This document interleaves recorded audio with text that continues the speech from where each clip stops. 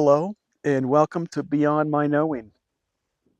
I'm Chris Hackala, and in case you're new to the channel, I read about my visions where my past incarnations have come forward and about the energy work that I do from time to time. And now let's get started with April 2025.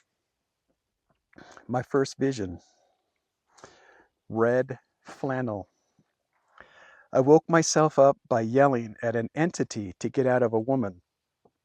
She had black hair and she was wearing a white robe. Next, I see my eyes fluttering, looking through my eyelashes as if I was sun gazing. Then I see a crystal clear image of a man sitting across from my bed. He had an old style red flannel shirt that he was wearing and a dark gray beard with nicotine stains.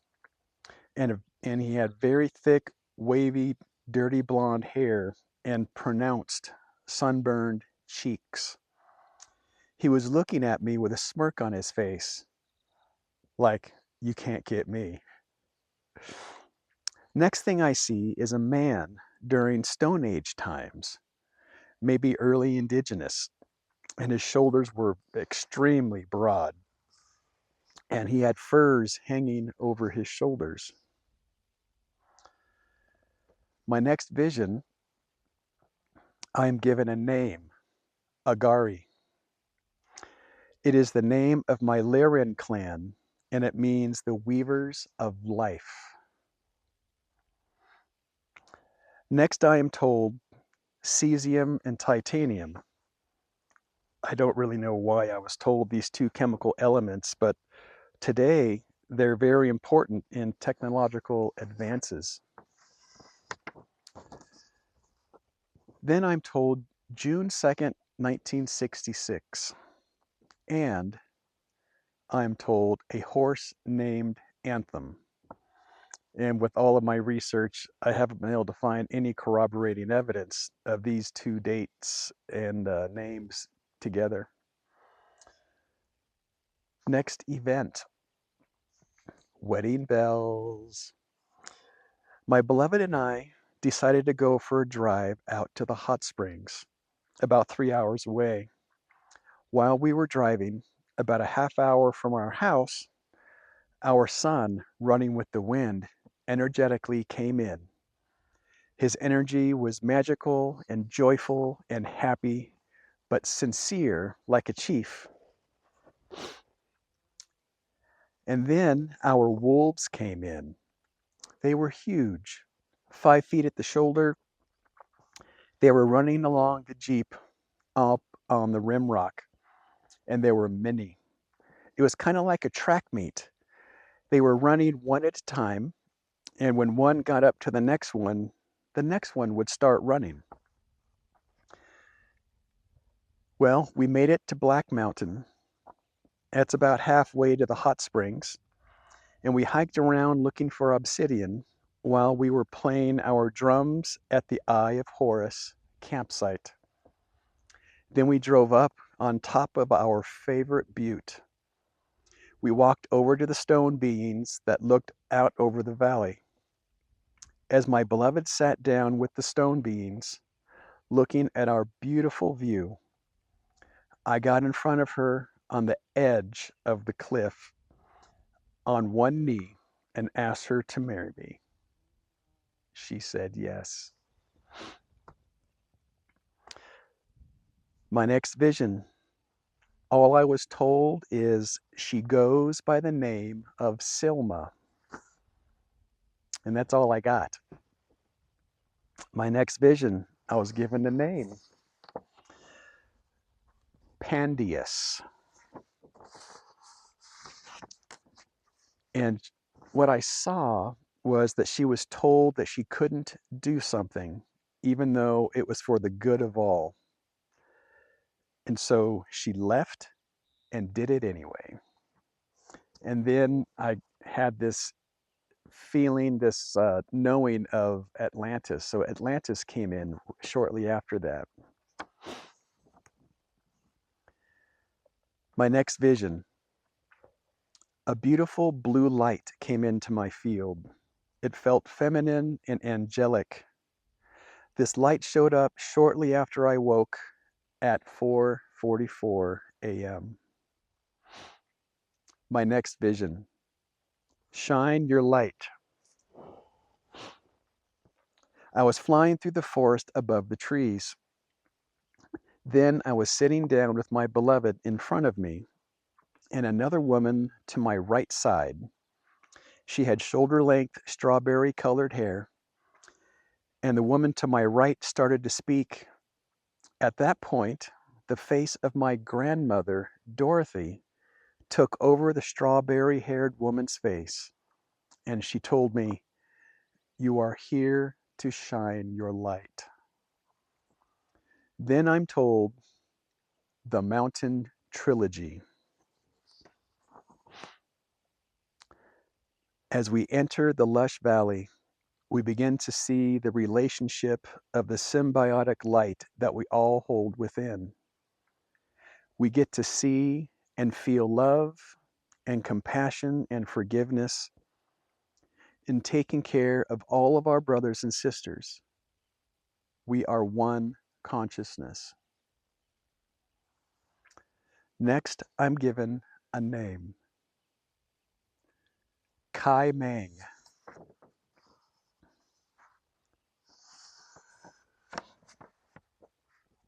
And then I'm given the name of a galactic being, and his name is Asterion. Asterion, and he's from the Pleiades. My next vision is Gemsbach. I saw the horns of an antelope, and they were straight and long, and they had ridges that looked like growth rings, and they were black. I also had this knowing that I was a wood carver. The internet says that these horns belong to the Gemsbach, and this beautiful animal lives in South Africa. My next vision, 3 beings. I was visited by 3 beings during my vision time. These 3 beings were standing in front of me, and I said to them with love, "You are tall motherfuckers." The one on the right was 8 feet tall, the middle one was a little shorter, and the one on the far left was over 6 feet. They asked me how my clavicle was doing, and amazingly, my clavicle hasn't hurt for months. I put my hand on my heart and introduced myself. "My name is Chris." I felt tears welling up inside me as I was asking if I could hug them. Then I asked their name and where they were from, and they were gone. Their faces were similar.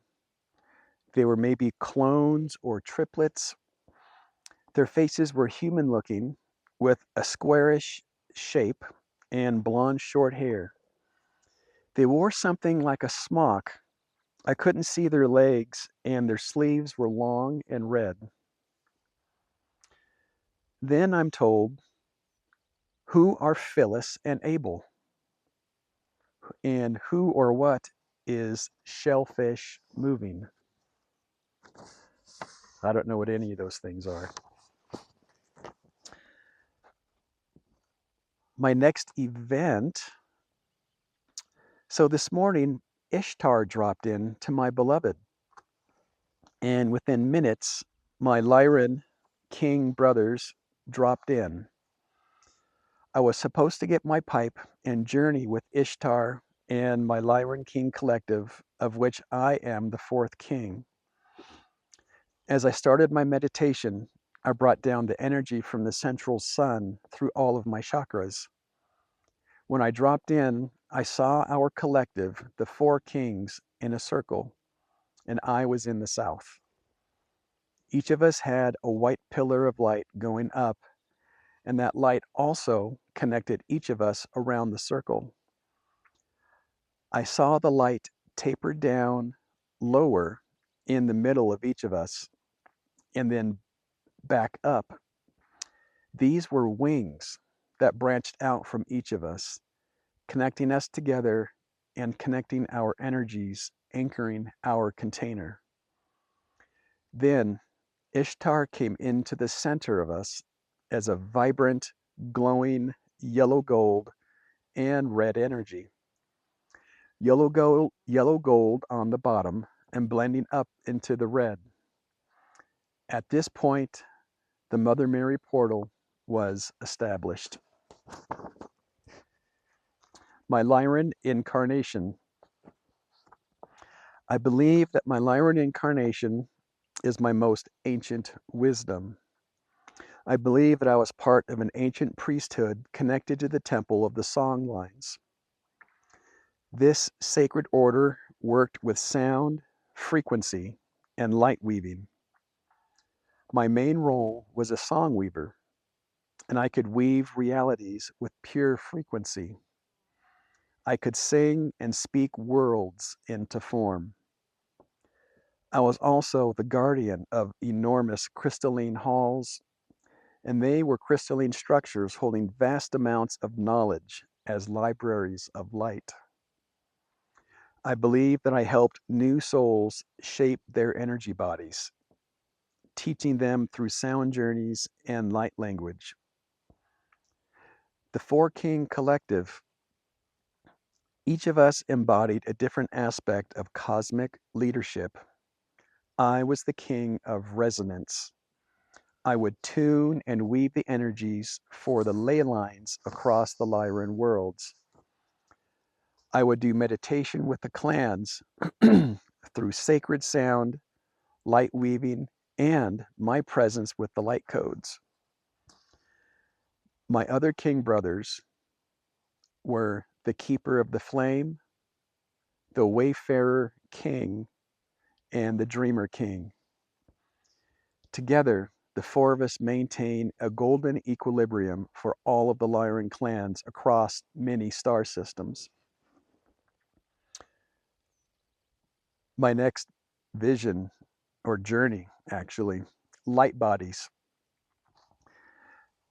After my journey with my Lyran brothers, I was taken into a layer of human skin, and then into the arteries, and then into the blood, and then into the blood cells, and finally, I was taken into the molecules and atoms and the quantum realm. This was showing me how, at a molecular and quantum level, we are truly energy. We are light bodies with a meat suit. The next morning, I am shown my spinal column with ribs attached and threads coming out. My spine is curved like DNA and slowly twisting and spiraling. My beloved gets a download from Source, and the threads coming from my spine are from my Lyran mane. They are bookmarks for times and ascension energies to bring me along my path. My next vision, dragons. Keep finding the dragons. I am reminded of Find Waldo, but the opposite. I see a huge cavern filled with thousands of little dragons. Dragons are everywhere. And then I'm told, replace fear with curiosity. My next vision, German Shepherd. Last night, I was shown an empty floor, high up on a high rise. There were no walls to be seen. There was a large dog bed in the middle with a large German Shepherd on it. As I walked closer, I could see he was old. He used all of his strength to get up and see me. When I got to him, he leaned against me and I ran my hands down his back. I could feel his backbones and his hip bones. He was so happy to see someone. He slowly wagged his tail and rubbed his head on my leg as I was giving him some love. August 2025. The Star and camping. We recreated the Midnight Stone Talker's six-pointed obsidian star. Brother flint napped 6 arrow points, 3 feminine and 3 masculine. We drove to the dragon portal in the Ochakos. On the way, we asked about our guides and elementals for permission to enter the sacred land and bring our energy for the ceremony. We also asked for them to keep the smoke from the wildfires away from our camping area. When we arrived at our spot, we saw that there was a truck already there. So we drove down the dirt road to another area about 2 miles away. And then we decided to turn around. And at the spot where we decided to turn around, there was a turkey feather in the spot in the road. So we were gifted this beautiful feather. And when this happened, we knew that when we drove back to our camp spot, that it would be empty. Arriving at our camp spot, the truck was gone. Happy days. Next to get unloaded and our camp set up. Our spot overlooks the valley, which is a very large dragon portal. The valley was filled with wildfire smoke, and we couldn't see the mountains across the valley. Interesting enough, we couldn't smell any smoke. It was in the 70s with a nice breeze, and once we were settled, we gave tobacco to the grandmothers and the 4 directions. Then we started a meditation with ceremonial tobacco.